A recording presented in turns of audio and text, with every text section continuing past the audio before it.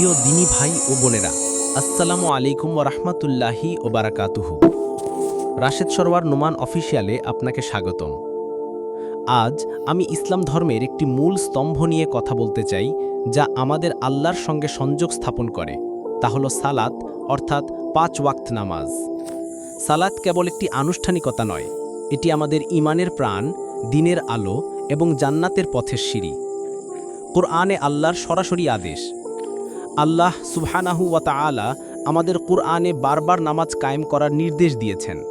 যেমন, নামাজ কায়েম করো, নিশ্চয়ই নামাজ অশ্লীলতা এবং মন্দ কাজ থেকে বিরত রাখে। সূরা আনকাবুত ২৯:৪৫। নামাজ ঐচ্ছিক নয়, এটি আমাদের স্রষ্টার সরাসরি আদেশ। কিয়ামতের দিনে প্রথম প্রশ্নই হবে নামাজ নিয়ে। সালাত ইসলাম ধর্মের দ্বিতীয় স্তম্ভ। রাসূলুল্লাহ সাল্লাল্লাহু আলাইহি ওয়াসাল্লাম বলেছেন, ইসলাম ৫টি স্তম্ভের উপর প্রতিষ্ঠিত।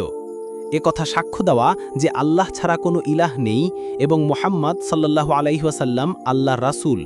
নামাজ কায়েম করা। সহিহ বুখারী ও মুসলিম। এখানে স্পষ্টভাবে বোঝানো হয়েছে যে শাহাদার পরে নামাজের স্থান, অর্থাৎ নামাজ ছাড়া ঈমান পরিপূর্ণ নয়। কিয়ামতের দিন প্রথম হিসাব হবে নামাজ নিয়ে। রাসূল সাল্লাল্লাহু আলাইহি ওয়াসাল্লাম বলেছেন, কিয়ামতের দিন বান্দার যেসব আমল নিয়ে বিচার করা হবে সেগুলোর মধ্যে প্রথম হবে নামাজ। যদি নামাজ ভালো হয় তাহলে অন্যান্য আমলও ভালো হবে, আর যদি নামাজ নষ্ট হয় তাহলে অন্য আমলগুলোও নষ্ট হবে। তিরমিজি। তোমার পরকালের ভাগ্য নির্ভর করছে এই নিয়মিত নামাজের উপর। আল্লাহর সাথে সরাসরি সংযোগ কোনো মাধ্যম ছাড়াই। নামাজে আমরা সরাসরি আল্লাহর সামনে দাঁড়াই, তার সাথে কথা বলি এবং কোরআন তিলাওয়াতের মাধ্যমে তার বাণী শুনি। এটি শান্তি, সংযোগ এবং আত্মবিশ্বাসের এক মুহূর্ত।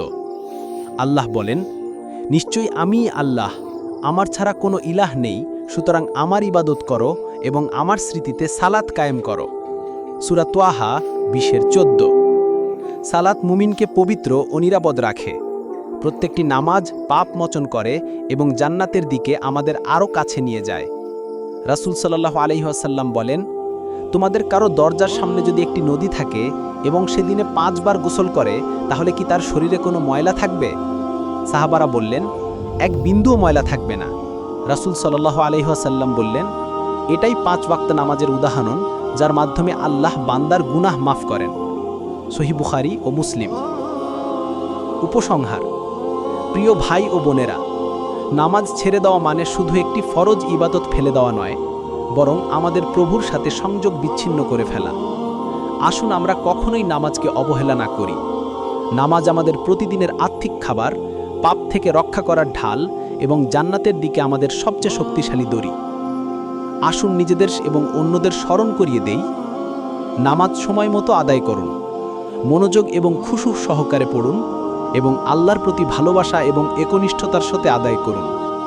আল্লাহ যেন আমাদেরকে তাদের অন্তর্ভুক্ত করেন যারা নিয়মিত ও মনোযোগ সহকারে নামাজ আদায় করে এবং আমাদের সকল ইবাদত কবুল করেন।